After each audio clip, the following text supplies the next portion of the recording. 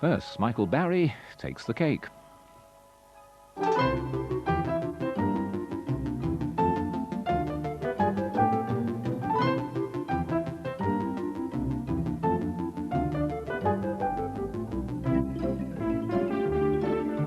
And now the Christmas cake, the stupendous Christmas cake I've been telling you about.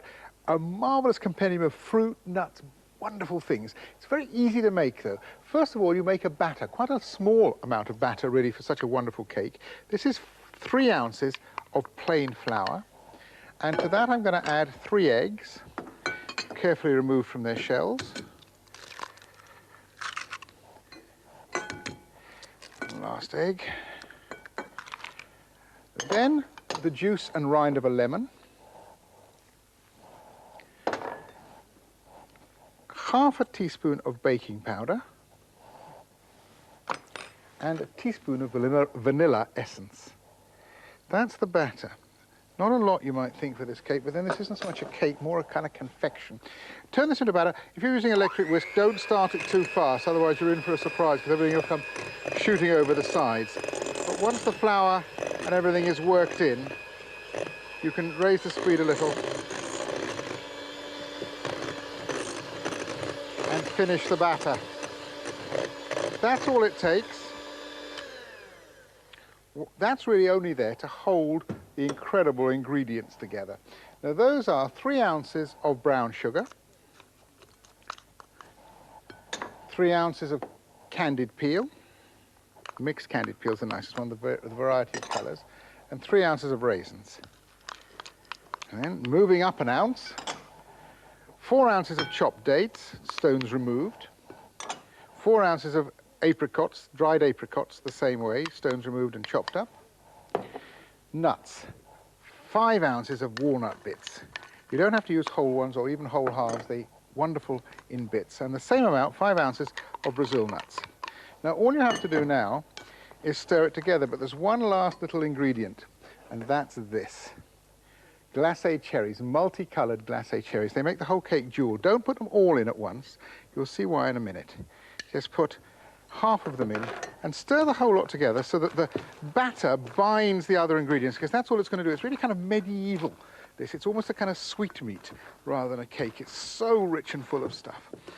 In fact, you have to bake it in quite a special shaped tin, I think. You can bake it in an ordinary cake tin, but the right thing to do when you've mixed all that together is to put it into one of these. It's about an 8.5 inch tin with a hole in the middle, because then that way the inside of the cake cooks all the way through at the same time as the outside when it's as rich and thick and full of goodies as this is.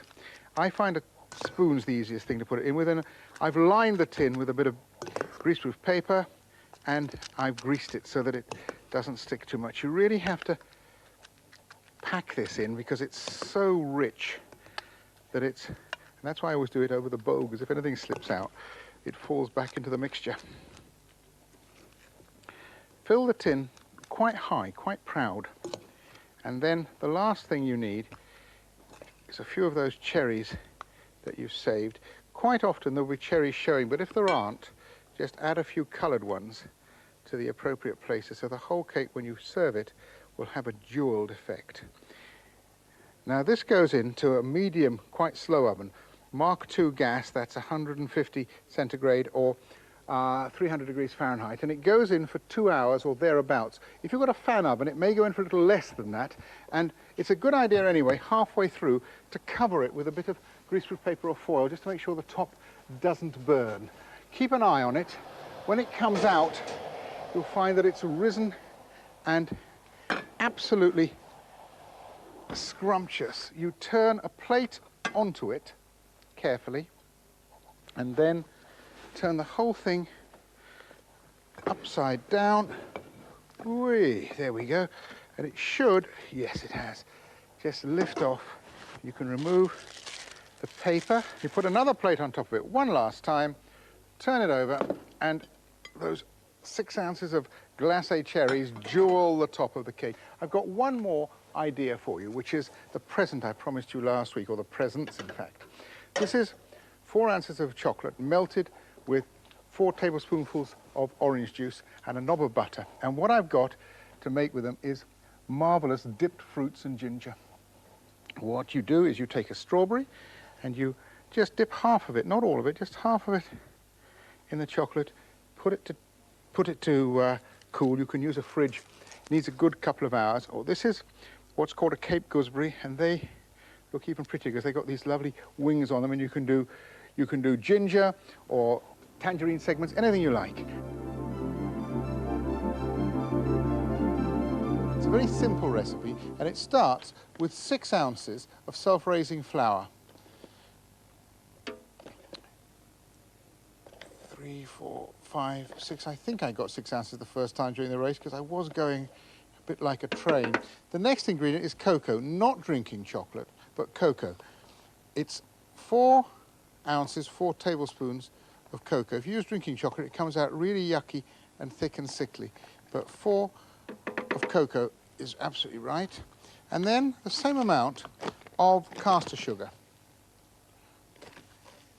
All goes into a processor. If you haven't got a food processor, you can equally well do this, by the way, in a basin. It just uses a wooden spoon, and you just have to work a little bit longer. I don't think I'd have quite won the race.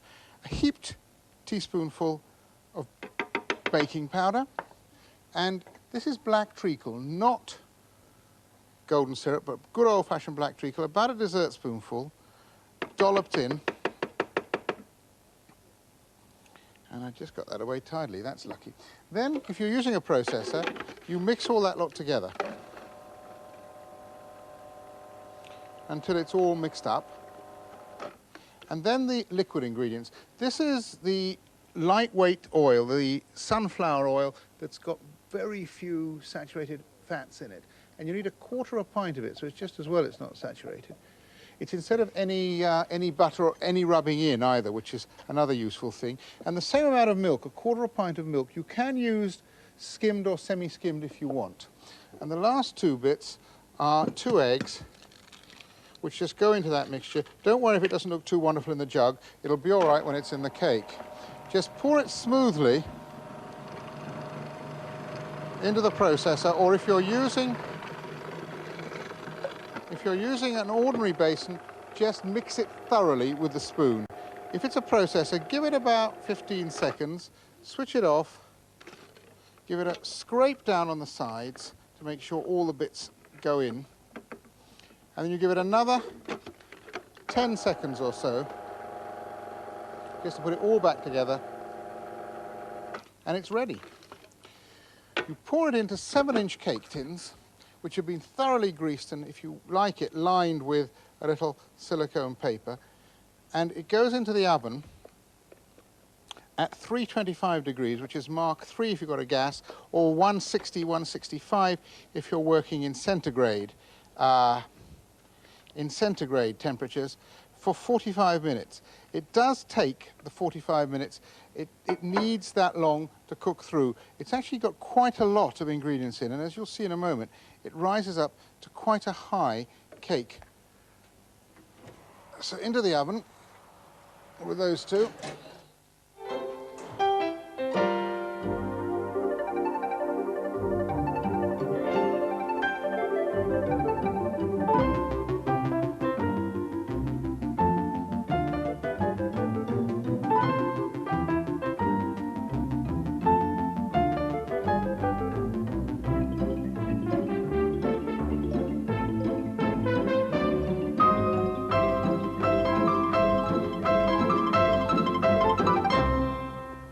Michael Barry is back with more choice cuts just after 2 o'clock this afternoon.